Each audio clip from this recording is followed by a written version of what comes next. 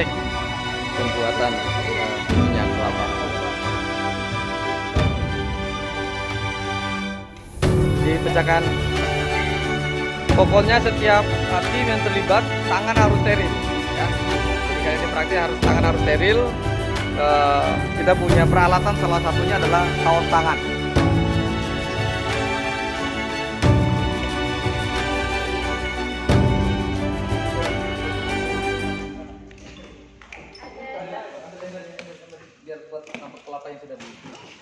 Halo sahabat berdesa, kali ini tim Lembaga Strategi Nasional berkesempatan mendampingi teman-teman generasi muda dan penggiat berdesa dari Kabupaten Raja Ampat. Nah, proses hari ini adalah kita mempersiapkan bagaimana generasi muda Kabupaten Raja Ampat untuk mengembangkan potensi desa yang ada di Raja Ampat. Salah satunya adalah mengembangkan potensi kelapa ya. Nah, hari ini kami dan beberapa generasi muda Raja Ampat tapi jangan dibalik, melakukan kepala itu. Praktek bagaimana pembuatan minyak goreng. Nah, proses ini tentu saja tadi diawali dengan memperkenalkan potensi kelapa, apa saja yang bisa dilakukan dari kelapa tersebut hingga ia menjadi sesuatu instrumen ekonomi strategis di desa dalam rangka mendorong transformasi ekonomi desa dengan memanfaatkan potensi kelapa yang ada di Kabupaten Raja Ampat. Nah, seperti yang sahabat berdesa saksikan,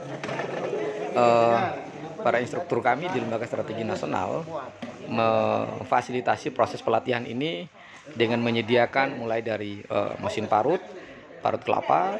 Tentu saja mesin ini konsepnya adalah food grade, yaitu mesin listrik ya, jadi tidak menggunakan mesin diesel yang menggunakan bahan bakar fosil, tapi ini menggunakan listrik. Tujuannya apa? Agar tidak terkontaminasi antara minyak tadi ya, minyak BBM ya dengan mesin parut. Nah, selain itu ada setelah mesin parut, lalu kemudian kan jadi karyawan, ada besok jadi mesin direktur, pemeras santan ya, ada alat pemeras santan, lalu kemudian ada alat masak. Proses Yang berikut adalah alat peniri santan. Nah, dan yang terakhir adalah alat packaging. ini tahapan.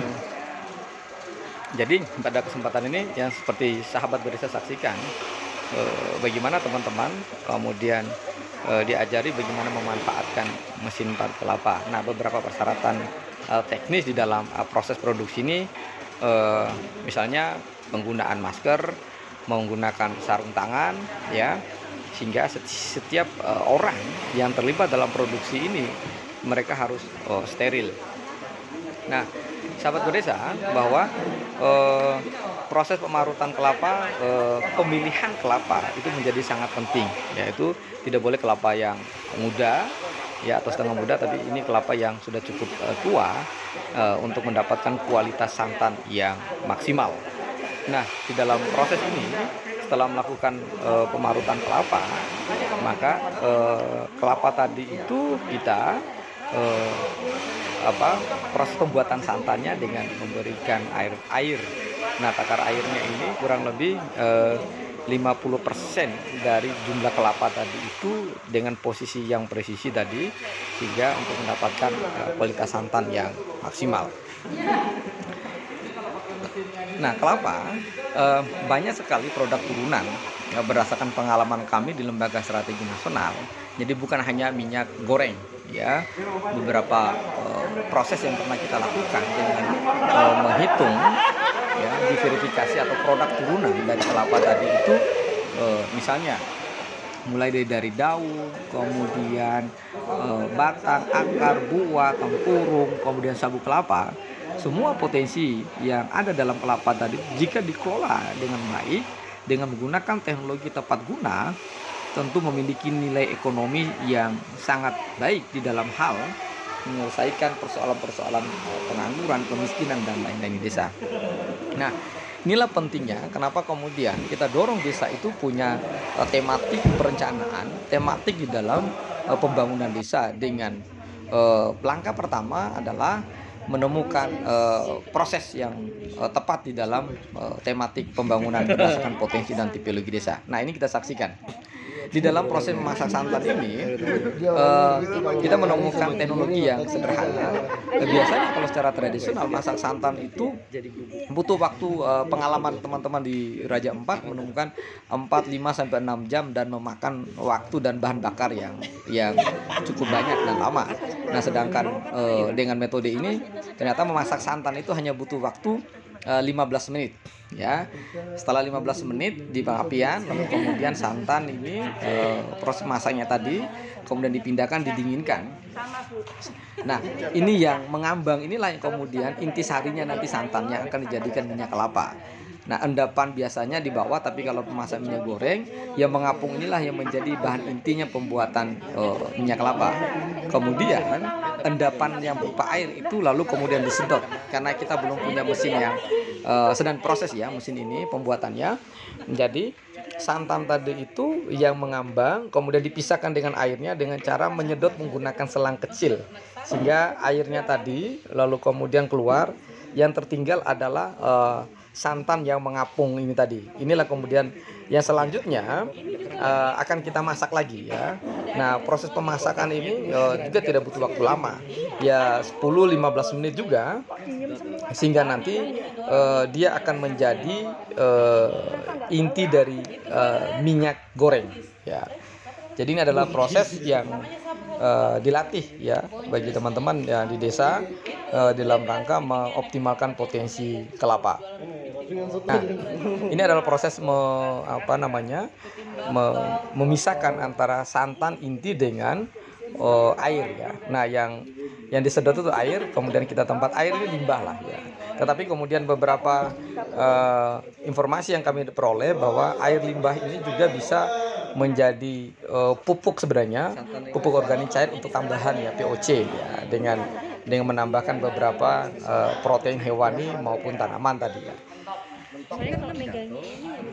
Sahabat Desa, bahwa sekali lagi kelapa itu memiliki banyak manfaat ya. Jadi ingat kenapa kemudian lambang pramuka itu adalah tunas kelapa, karena memang setelah kita pelajari seluruh potensi dimiliki satu pohon kelapa tadi ternyata luar biasa. Misalnya pemanfaatan daun ya. Kemudian hari ini saja misalnya kalau kita mau sedikit eksperimen, lihat bagaimana orang-orang tradisional membuat atap rumah dari daun kelapa, berbagai anyaman dari daun kelapa. Lalu kemudian di daun itu ada lidi ya, lidi ini bisa jadi sapu lidi, berbagai anyaman, bisa jadi tusuk gigi, tusuk sate, itu adalah produk turunan dari daun kelapa tadi. Lalu yang berikut ada sabut kelapa yang hari ini ya, kalau kita baca data kebutuhan ekspor untuk sabut kelapa dalam kebutuhan untuk baik itu kebutuhan tekstil maupun kebutuhan-kebutuhan lain di dalam kebutuhan rumah tangga, sabut kelapa ternyata punya nilai ekonomi yang lumayan baik. Nah, setelah sabut kelapa di dalamnya ada tempurung kelapa. Nah, tempurung kelapa ini juga memiliki ekonomi tinggi. Yang hari ini misalnya yang sudah fenomenal adalah pemanfaatan tempurung kelapa untuk kebutuhan industri rumah tangga, termasuk kemudian industri farmasi misalnya gitu. Nah, salah satu yang hari ini yang gampang dibuat adalah mengelola tempurung kelapa menjadi briket ya, yang pasaran-pasaran Eropa kebutuhannya kalau kita lihat yaitu untuk kebutuhan briket di Timur Tengah itu adalah pembakaran briket arang untuk sisa ya, itu jenis rokok yang di Timur Tengah. Yang kedua adalah hasil pembakaran tempurung kelapa itu bisa menjadi liquid smoke ya, atau asap cair yang banyak digunakan baik untuk pengawetan banyak hal ya di kebutuhan dunia farmasi. Nah, ini tadi proses memisahkan antara air dan santan inti yang mengapung, sehingga nanti kalau sudah terpisahkan, kemudian santan inti yang ada di wajan ini kemudian kita masak ulang. Nah, ini kemudian akan menjadi minyak kelapa atau minyak goreng tadi itu.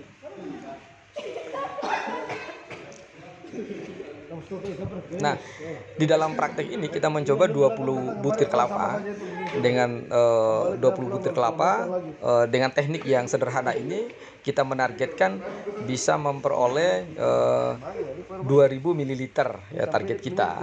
Ya, artinya kalau dihitung liter ya 2 liter lebih kita coba targetkan gitu ya. Dengan kualitas santan yang minyak kelapa yang tidak berbau ya, tidak bau tengi istilahnya, tetapi kemudian bisa langsung dicoba nanti ya. Ini adalah proses. Jadi 20 kelapa tadi kita kemudian prosesnya menjadi 2 kali masak karena wajannya kecil kan begitu ya. Jadi kita belum menggunakan sistem pemasak elektrik, yaitu menggunakan kompor dan pengatur suhu ya. Ini lagi kita develop, desain, manufacturing alat pemasaknya dengan sistem elektrik sehingga nanti tidak diaduk manual ya, melainkan proses secara elektrik dengan mengetahui timer waktu dan suhu panasnya, jadi untuk memudahkan prosesnya. Nah, itu tadi kita lihat air yang sudah kita pisahkan dengan inti santannya yang calon menjadi minyak goreng kelapa.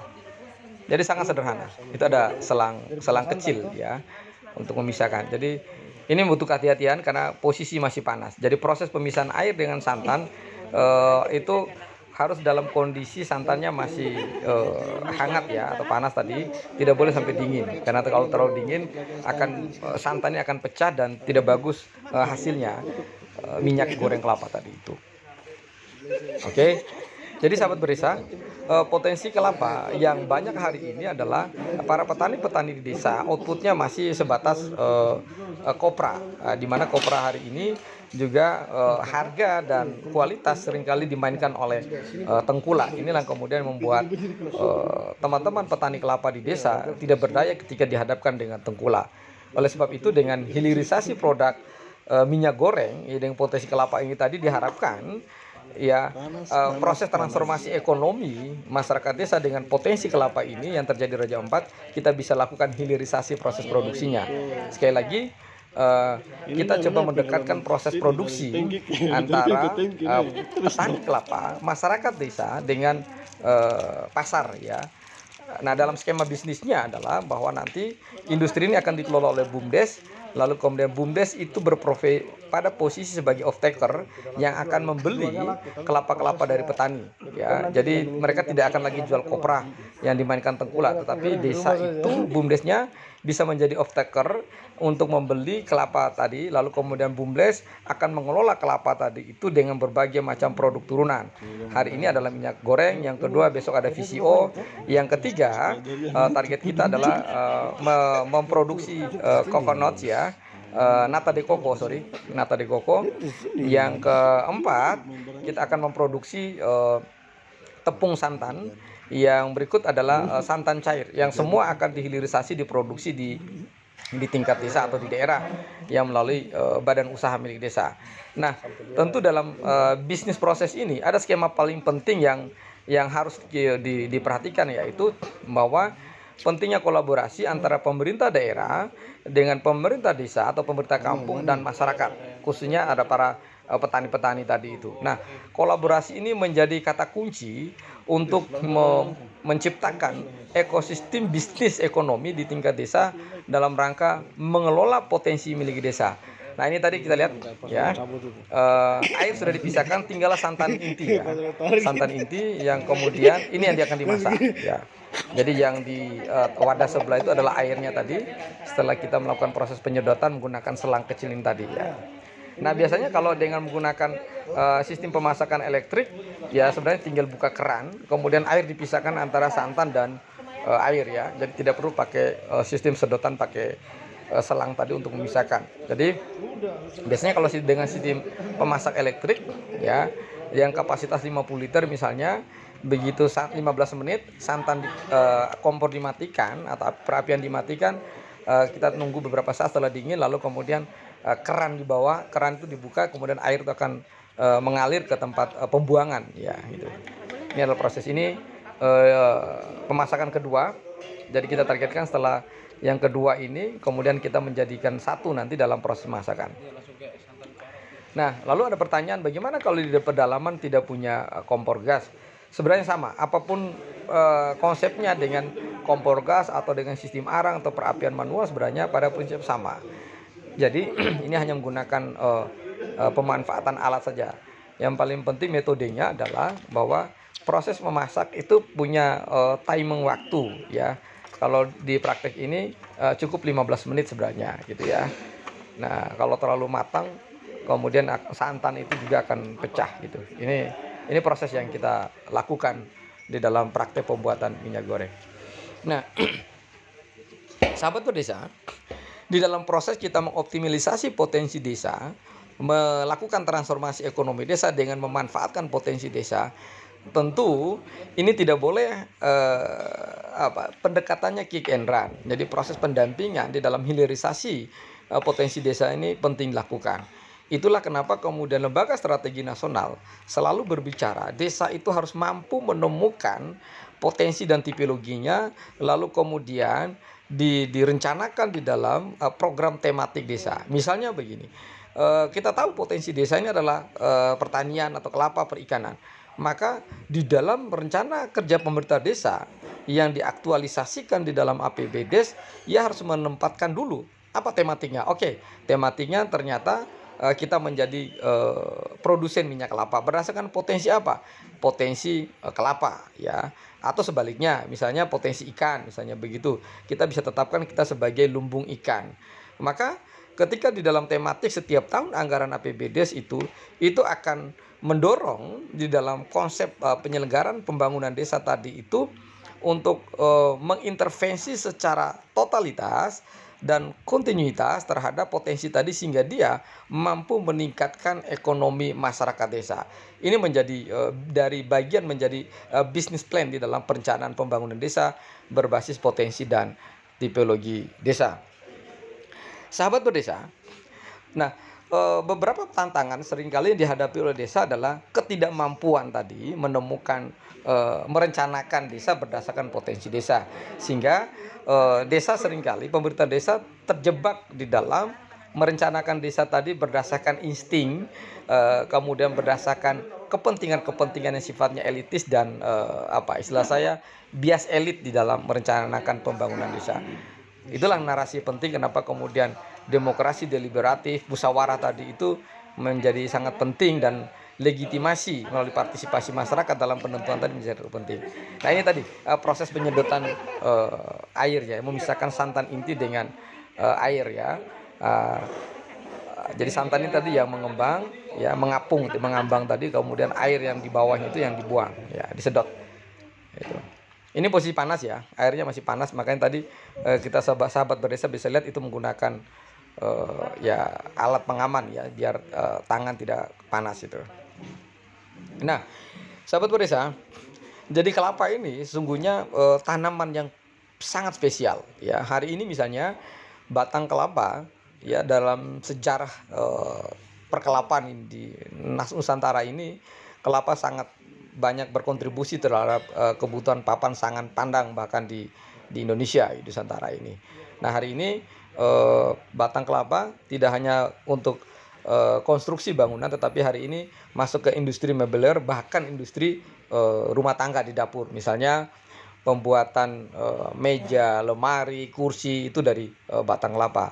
Nah yang kemudian ada juga di kebutuhan rumah tangga pembuatan mangkok, pembuatan sendok dan lain-lain juga dari pohon kelapa tadi itu. Nah, artinya apa? Bahwa kalau kita jeli melihat kekuatan dari potensi kelapa ini, lalu dengan pendekatan teknologi tepat guna dan teknologi tepat manfaat, maka sesungguhnya transformasi ekonomi desa dalam rangka mewujudkan kedaulatan ekonomi desa tadi, saya kira bukan sesuatu yang mustahil dilakukan.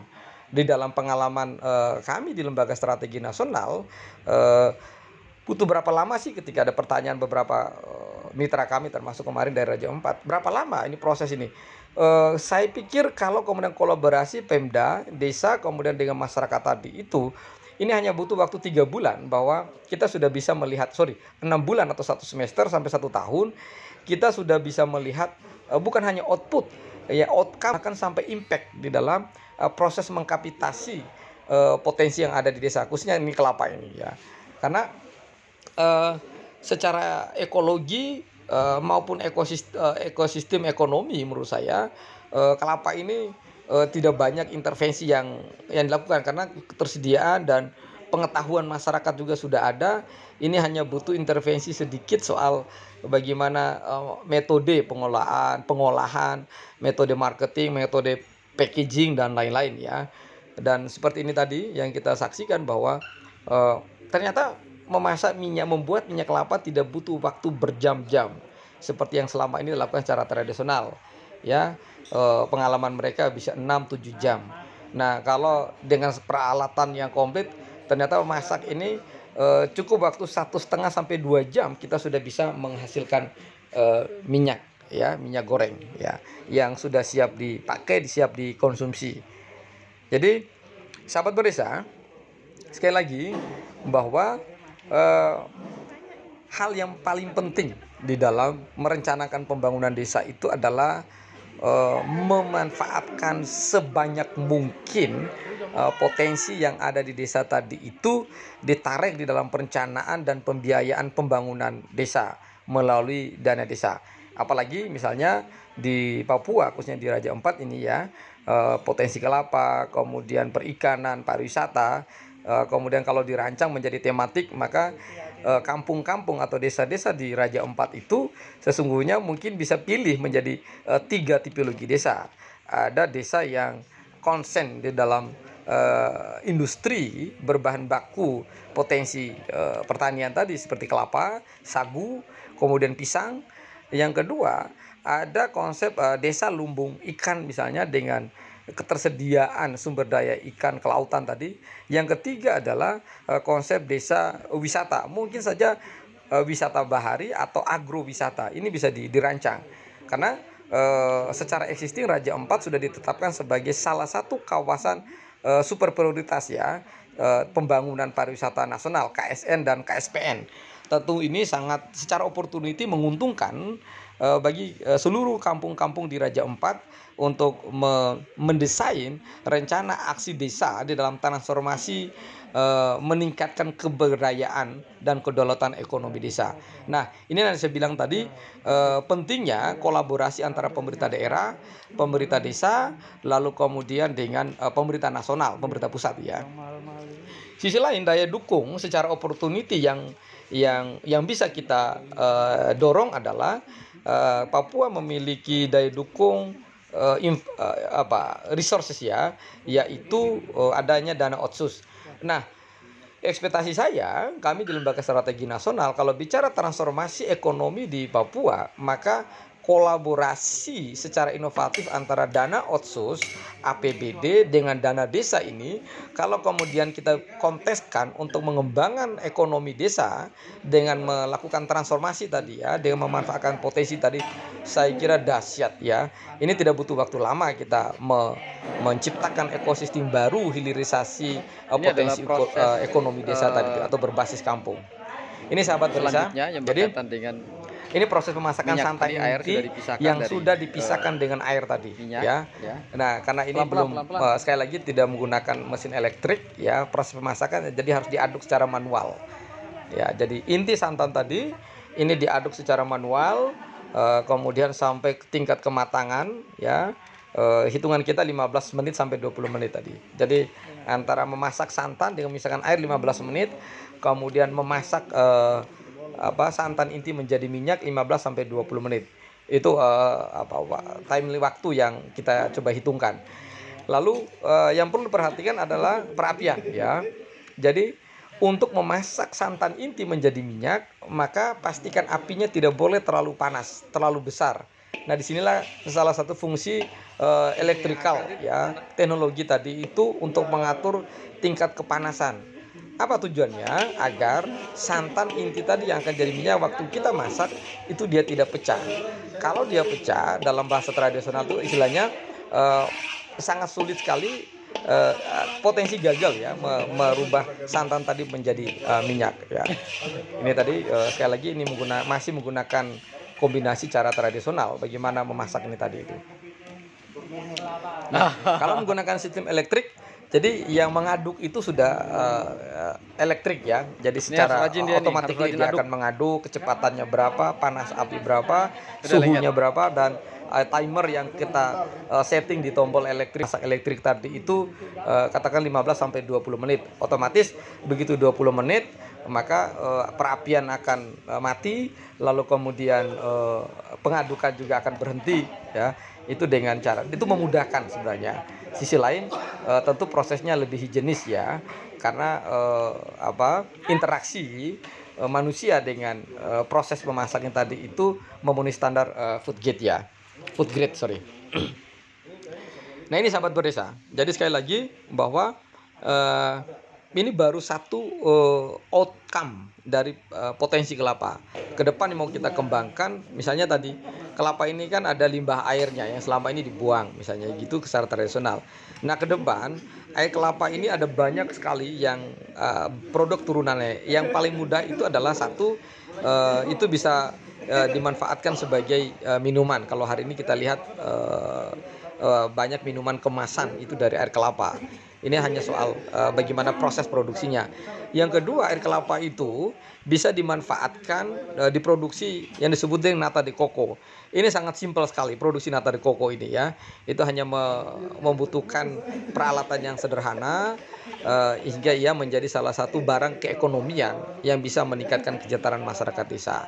Yang ketiga adalah air kelapa tadi juga banyak dimanfaatkan di dalam proses pertanian untuk pembuatan pupuk ya, beberapa komposisi untuk POC itu juga menggunakan air kelapa gitu. Nah, sehingga dengan potensi kelapa sesungguhnya kita bisa menghitung di dalam bisnis plan dan bisnis proses di dalam aspek meningkatkan keberdayaan ekonomi masyarakat desa. Nah ini adalah proses pengaduan ya, mengaduk ya minyak goreng tadi santan kelapa. Nah sekali lagi yang perlu diperhatikan adalah perapiannya ya. Ini masak menggunakan kompor gas ya. Jadi ya pola pengaturan perapian menjadi sangat penting. Dia tidak boleh terlalu besar perapiannya sehingga menghasilkan minyak goreng yang baik. Nah, langkah yang selanjutnya adalah bagaimana kelembagaan di dalam proses bisnis menciptakan ekosistem bisnis hilirisasi potensi ini. Ini hanya salah satu contoh ya. Jadi kalau kemudian unit produksi pengetahuan masyarakat itu bisa terpenuhi, maka penting ada penyiapan kelembagaannya. Maka kenapa saya mendorong pemerintah Kabupaten Raja Ampat untuk mempersiapkan kelembagaan bisnisnya yaitu BUMDes. Nah, tentu kami sangat berterima kasih karena supporting dari pemerintah kabupaten ya. Hari ini misalnya melalui Dinas Perindak ya, Perindustrian dan Perdagangan Kabupaten Raja Ampat yang menjadi inisiator pelaksanaan kegiatan ini. Artinya ini saya sebut 3 tungku itu harus jalan. Tungku Pemda, tungku desa atau kampung, dan tungku masyarakat ya. Tungku desa tadi itu ya. Sehingga dalam konsep mempersiapkan kelembagaan bisnisnya, BUMDes dengan BUMD bisa berkolaborasi di dalam skema B2B, bisnis to bisnis, di dalam mengembangkan potensi minyak goreng berbasis kelapa atau berbahan baku kelapa di Kabupaten Raja Ampat. Nah, kalau ini muncul pertanyaan, bagaimana desa bisa membiayai ini kalau lakukan sendiri? Saya bilang ini butuh kolaborasi dan kerjasama. Maka BUMDes beberapa kampung itu harus diaktifkan. Lalu kemudian tidak lagi bicara BUMDes bersama, tetapi kerjasama antara BUMDes menjadi kata kunci. Tujuannya apa? Sehingga masing-masing desa itu punya tanggung jawab di dalam skema bisnisnya. Jadi misalnya ada 8 desa atau 8 kampung dalam satu distrik yang punya potensi kelapa, kemudian tidak harus masing-masing desa tadi itu membuka atau membuat usaha industri hilirisasi minyak kelapa, bukan begitu. Tetapi kemudian ada satu rumah industri yang difasilitasi, dibangun oleh Pemda, yang kemudian melibatkan dana desa tadi itu atau 8 desa tadi itu. Lalu skemanya merubah dari G2B, government to business, ke business to business. Artinya 8 desa tadi itu melakukan penyertaan modal ke BUMDesnya masing-masing, lalu kemudian BUMDes tadi itu dalam bentuk CV atau apapun, koperasi atau PT tadi, kemudian membangun skema bisnis to bisnis di masing-masing 8 BUMDes tadi itu. Nah, pada posisi inilah proses penyertaan modal tadi itu menjadi modal bersama yang diinvestasikan untuk mengembangkan potensi kelapa yang ada di masing-masing desa atau 8 kampung tadi itu. Nah, katakanlah masing-masing kampung tadi mengalokasikan investasi atau penyertaan modal 500 juta. Maka kemudian 500 juta kali 8 ketemulah dana 2 miliar. Dana 2M tadi itu kemudian dihitung betul bisnis proses dan bisnis plan-nya. Misalnya dalam bisnis plan-nya membangun infrastruktur berapa, kemudian menyediakan anggaran sebagai off-taker untuk membeli kelapa-kelapa dari petani berapa, lalu kemudian biaya manajemen dan marketingnya berapa. Nah, kalau dari dana 2M 8 kampung tadi menurut saya itu kita sudah bisa membangun industri sedang ya, yang mampu menguasai pasar di Raja Ampat. Itu pengalaman kami yang pernah kita lakukan. Artinya kalau kita mengelola dana 2 miliar dengan melibatkan 8 desa untuk mengelola minyak kelapa, maka bukan tidak mungkin Raja Ampat memiliki konsep swadaya minyak goreng sendiri yang pasarnya itu jangkauan pertama saya kira adalah seluruh populasi yang ada di Raja Ampat. Artinya apa? Katakanlah hari ini jumlah penduduk ada 60 ribuan. Kalau berdasarkan DPT maka pemilih yang itu ada 40 ribu. Ya, itu adalah market pertama. Nah, maka kemarin saya menyampaikan kepada pemerintah daerah Kabupaten Raja Ampat melalui Pak Wakil Bupati, ini hanya butuh intervensi. Misalnya membuat surat edaran mewajibkan seluruh ASN se-Kabupaten Raja Ampat dan seluruh perangkat desa itu harus membeli minyak goreng yang diproduksi oleh badan usaha milik kampungnya Raja Ampat. Lalu yang kedua adalah secara bertahap adalah mewajibkan masyarakat ya untuk membeli minyak goreng yang diproduksi oleh Raja Ampat. Itu adalah bagian dari strategi untuk menyelesaikan atau membuka akses pasar tadi itu.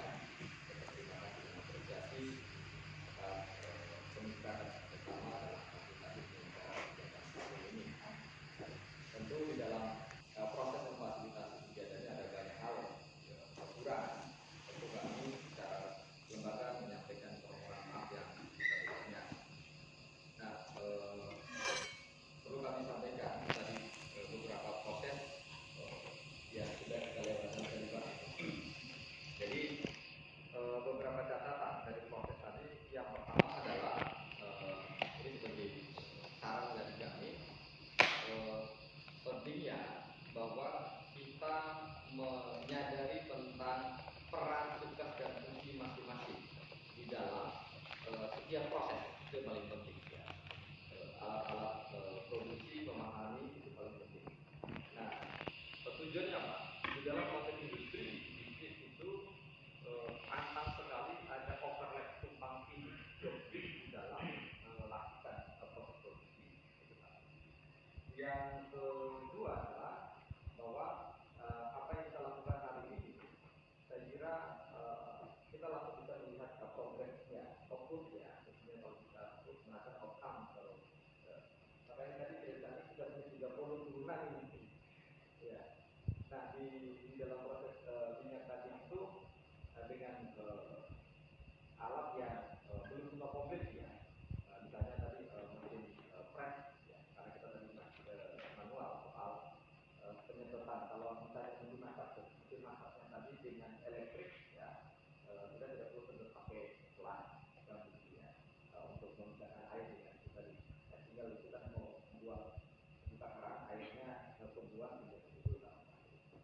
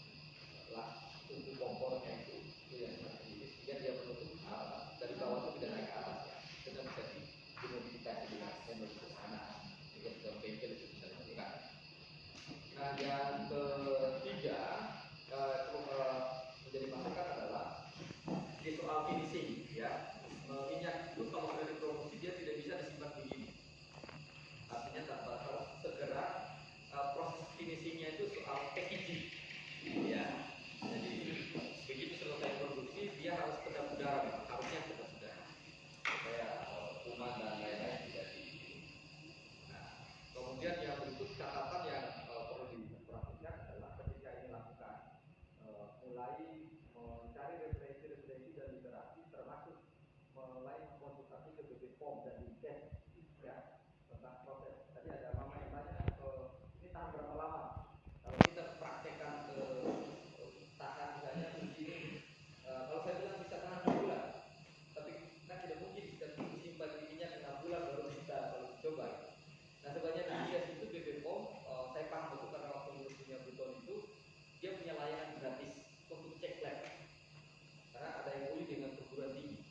Nah tinggal ceritanya ada dapat dengan Cendrawasih ya, Uncen atau mana, Unifa misalnya begitu, karena ada biaya yang sudah disampaikan oleh kita waktu itu untuk bawa ke laboratorium. Minyak kelapanya Raja Empat ini mengandung unsur apa saja? Kan itu bagian dari marketing kan. Kalau dapat itu lalu kemudian selain itu dia awet berapa lama, tahan berapa lama, expirednya. Ya, itu nanti bisa kerjasamakan dengan Dinkes, BP POM untuk masuk ke perguruan tinggi cek labnya. Nah itu juga pengalaman saya di Gunung Bintang. Yang berikut adalah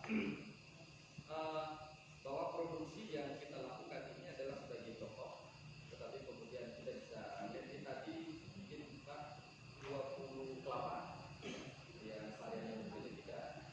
Kita bisa berapa tadi mas? Apa? 200 berapa? 200 hasil ini tadi 200 2 liter 2 liter 100 mili. ini 20 butir 20 butir. 20 butir. Nah, ini kan karena kita produksi praktek kan, jadi kalau produksi benaran kita bisa lebih optimal. Karena tadi kita coba ini ampas kelapa ini masih rasa enak, artinya unsur santannya masih ada, prosesnya tadi. Nah, makanya tadi saya langsung praktek dulu teman-teman beli masako, beli bubur atau bikin serundeng, ini bisa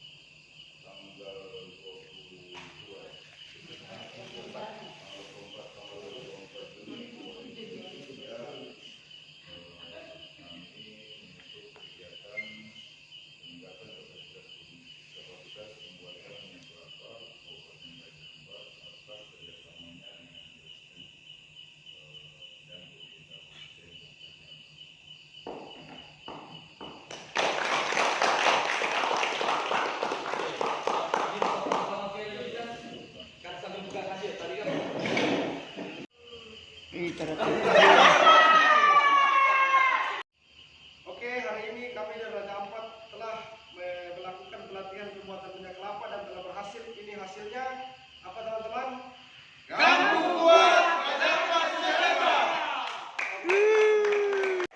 Saya kemarin kan beli yang bukan model gini sih yang bisa disetting ya, jadi berdasarkan size-nya ya. Bagaimana untuk apa? Sambal, saus disetting berdasarkan size-nya. Punya saya kemarin bukan model gini sih, jadi dia plastiknya itu memang dari atas, terus kemudian kan tinggal ganti plastik kan? Iya betul betul. Plastik ganti plastik terus. Pengepresnya mana? Di bawah sini. Oh iya. Oh iya. Karena yang di sistem presnya ini yang disesuaikan. Oh panjangnya. Panjangnya Oh kalau panjangnya bisa dirubah-rubah. bisa rubah-rubah. Kalau cuma panjangnya ya. Oh, Kalau panjangnya bisa, tapi kan kalau emang kalau dari mili sampai ini kan perlu setting. Iya, Sama perlu. kalau panjang sama Iya. bisa disetting. Kecuali kalau Sama memang sudah jatuh. desain ya. jatuhnya apa? Masuknya tuh gramnya kan udah disetting di air komponya juga. Kalau mili nanti dari pompa piston di sini Pak. Kalau di sini mana? Nanti geser ini kanan kiri atau kalau cuma dikit gesernya di sini nanti. Nanti bisa kalau sudah mau apa kalau dua ukuran biasanya kita tandai nanti ada tandanya. Oh. Ada geser ke sini kanan kirinya. Ini bisa untuk minyak ya? Gitu. Yang penting nanti ditandai ya karena produk cair sama kental itu nanti settingannya beda. Ada customnya, ada perbedaan. Misal sebelumnya dipakai untuk produk yang kental, mau untuk cair nanti setting ulang. Nanti diajarin bisa. Tapi custom sih Pak ini Pak sekarang dan pembuatan dunia berapa lama? Kalau ampeannya per hari itu berapa ya? Yang update sebelum saya update hari ini belum update sekitar 2,5 sampai 3 bulan juga Pak. 2,5 3 bulan. Cukup lama ya. Yang di sini sudah ada namanya semua saat ini Pak. Pikir 2-3 minggu. Aduh, belum. Kalau pengemas standar mungkin ya sebulan pasti bisa. Biasanya ya enggak yang pengemas biasa pengemas biasa. Karena kan kalau mesin pengemas saya nggak dikirim bulanan ya Pak, kalau permintaannya jadi kalau ada pesanan baru kita masukkan ke antrean terakhir. Oh. Mas Menteri kan sudah ada apa misalnya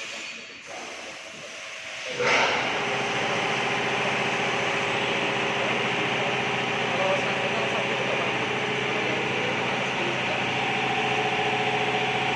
Kalau dua nanti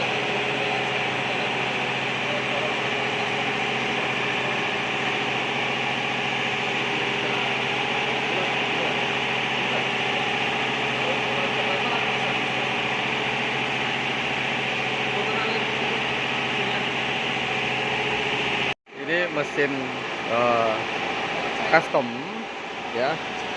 Waktu pembuatannya itu bisa 2 sampai 3 bulan karena ngantri. Jadi mesin ini mesin skala industri memang besar. Jadi dia bisa untuk ini plastiknya ini yang 1 kilo dan setengah kilo ya. Ini modelnya untuk cair. Nanti keluarnya begini. Nah, kayak gini nih. Jadi ini 1 kilo ya Mas ya? 1 liter. 1 liter. Oke, sorry. Untuk kapasitas 1 liter sama setengah liter. Ini mesinnya. Nah, ini roll plastiknya dari atas itu. tapi kebanyakan mereka jadi Nah, tapi ini harus ngiden kurang lebih 2 sampai 3 bulan. Ya, ini mesinnya custom. Nah, ini semua di custom. Otomatis ya, listriknya 1800 ya Mas ya. Oke. Usaha sih Mas. Bawa keluar Jawa nih Mas. Bawa ke Papua sana saya. Oke. Nah, ini untuk pengemas standar untuk biji-bijian kopi bubuk. Ya, ini untuk tampungan, tampungan itu. lalu masuknya Ya, langsung dulu. Kalau kopi yang 1 gula sudah dicampur baru dimasukin. baru masukin. Nanti masuknya ke sini ditekan sistem. Oke, oke. Nah, yang ini apa? Sama? Sama. Sama ya. Sama sih. Oh, ini nama udah ada ini semua. Oke, ini tadi kita lagi proses, jadi memang mohon maaf ini karena ngantrinya panjang, jadi butuh waktu 2 sampai 3 bulan. Ya.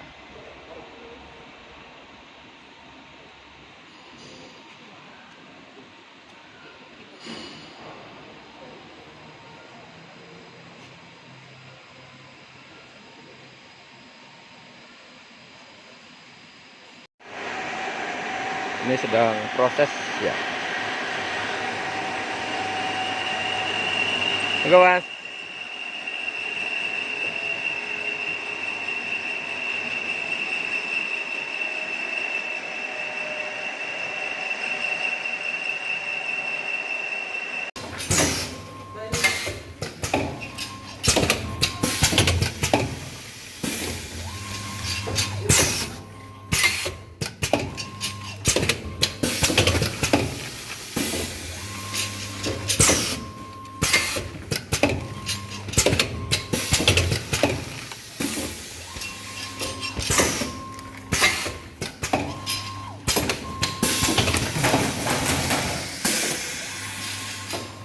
Habis sayangnya udahlah, kasih habis aja. Habisin aja saya.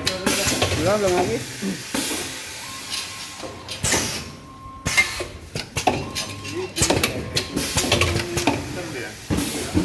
Yang itu hang itu. Sayangnya habis.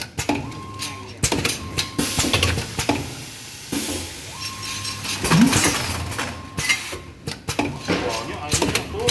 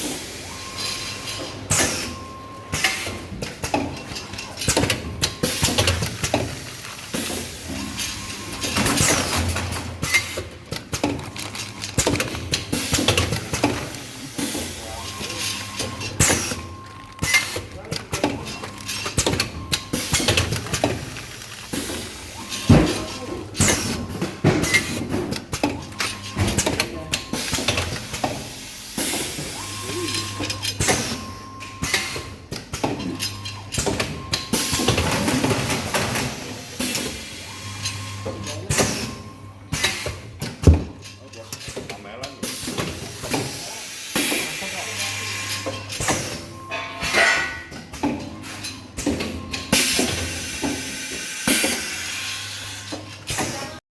Ah, iya dah. Sedikit. Nah, bawa air. Oke. Tunggu. Sedang aja.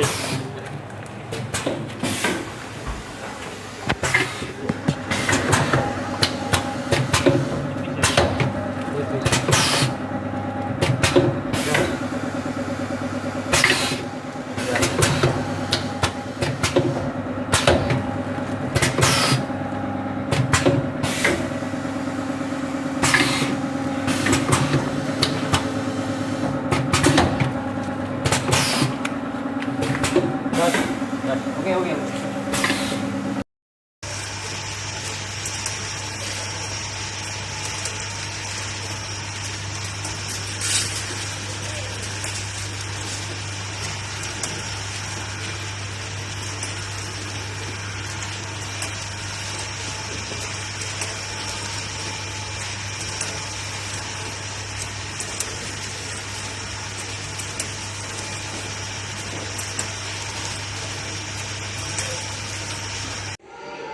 Itu dia 2 power ya?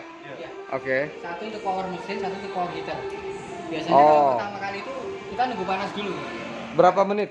Berapa lama? Kurang lebih 15 menitan. 15 menit. Dari suhu berapa? 30 derajat sampai ke targetnya. Oke. Contoh ini di 115 dan 120. Oh, nanti kelihatan di timernya di atas ya? Ini ada setelannya. Ini suhu realnya. Suhu real ya? Oke. Ini targetnya. Nah, ini kan kalau udah tercapai tinggal start aja. Ini di unlock, Oke. tekan tombol hijau. Tekan tombol hijau, oke. Plastik turun, Oh. 2 kali plastik turun, pompa diaktifkan. Apa pompa apa? Pompanya diaktifkan buat Indonesia. Oh, Jadi nggak boleh bersamaan. Harus plastik plastik. ini yang berapa? Ini 1 liter. 1 liter ya.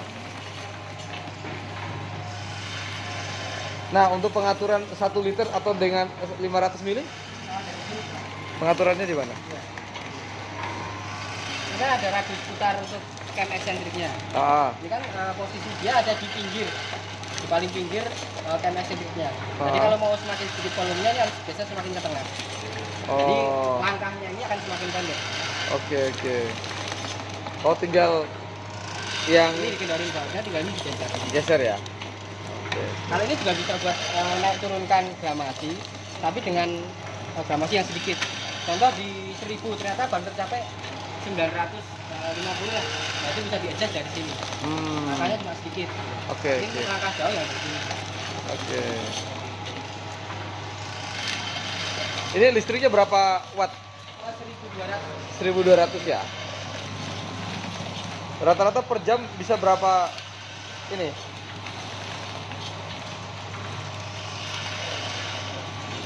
Ini output barangnya ya. Kalau ini udah paling pelan itu semenitnya kurang lebih sekitar 15. 1 menit 15 pack ya, saset ya. Iya.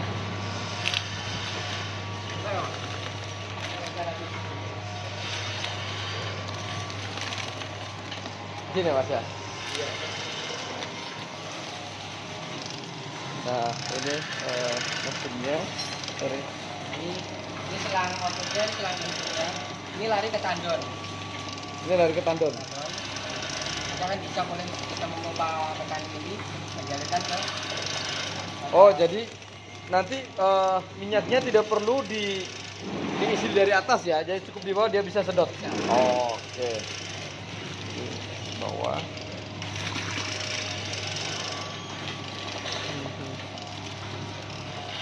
Ini khusus cairan ya, pasta Pasta untuk saus Pak. masih bisa ya, untuk saus masih bisa. Oke. Ini untuk beratnya, Pak. 960. 960 ya. Oke.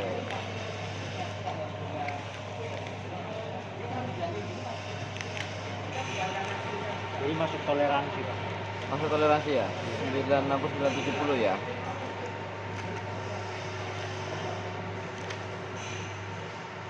Oke. Cara stopnya gini Pak. Cara berhentinya gimana? Ya. Ini diturunkan tuas pompanya, Ah, di off kan.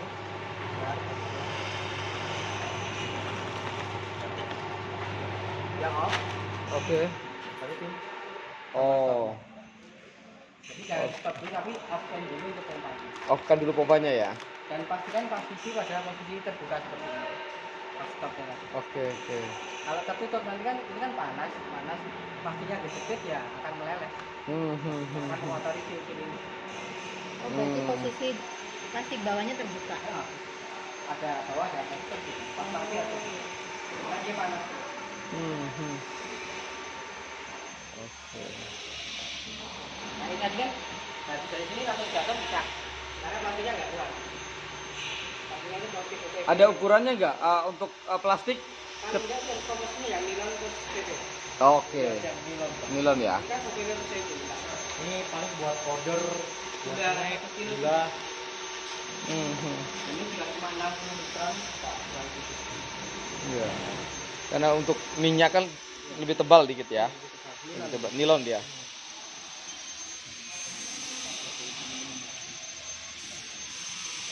Dan suhunya nanti juga mengikuti plastiknya.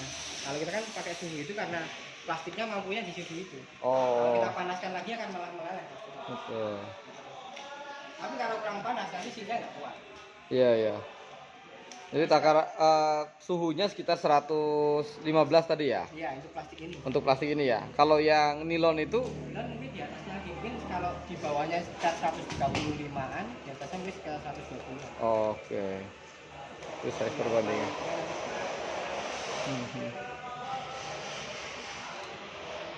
Nah, kan bisa di settingnya dari sini, tinggal setting aja. Nah, ini udah berkedip, tinggal digeser angkanya. Nah, udah selesai tinggal set. Jadi ini target ini real panasnya ini berapa derajat. Oke. Iya. Itu pencampur powdernya kan, tepungnya. Ya beda mesin ini Pak, cuma penerapannya boleh. Iya, boleh di mix dia kan, dirangkai. Kalau yang mesin ini kebetulan ini disetting untuk snack. Oh, ini untuk snack ya? Snack ini. Karena agak sistemnya beda dengan yang biasa sih. Jadi dia hopper, nggak turun langsung ke piringan, tapi ada penghantarnya di sini. Di sini ada sensor bahan, sensor produk. Sensor produk. Ya, Oke. yang mau tahu sini udah penuh atau belum. Kalau ini udah penuh dia akan berhenti mengirim bahan ke sini. Tapi kalau masih kosong dia akan terisi ke sini. Menjaga Oke. kestabilan produknya. Maksimal sama, size-nya, volumenya berapa? Berapa gram? Kalau snack itu sebenarnya beda-beda ya Pak. Beda-beda. Karena kan bentuk snacknya besar kecilnya beda-beda juga. Iya. Ada yang kecil aja berat, ada yang Kalau di tempat Indonesia Timur kan rata-rata kacang-kacangan, Iya. mente, kemudian kacang tanah dan paling itu karena sih. kita ambil contoh citato aja. Citato ya. Isinya cuma sedikit, tapi kemasannya besar banget. Udaranya bisa banyak. Tergantung penggunanya sih. Mau di full mepet banget atau enggak. Oke. Kalau ini rata-rata buat 10-20 graman snack. Oh, 10-20 gram ya. Kalau kacang-kacangan ya mungkin bisa sampai 200 gram. Makaroni yang kecil-kecil itu bisa sampai 200 gram. Ini mesin mixer ya sebenarnya ya, mixer powder. Iya.